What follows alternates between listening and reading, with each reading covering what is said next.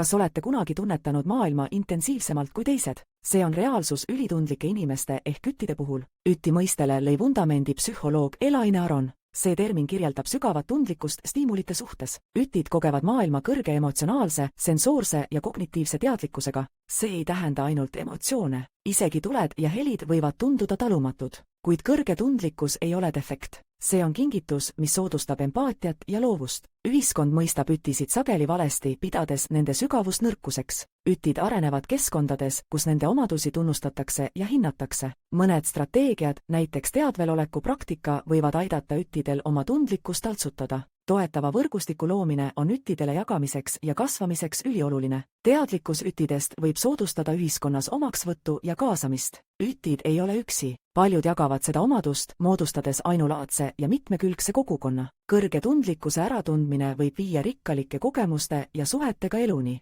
Mõistes ülitundlikkust suurendame ühiskonnas harmooniat.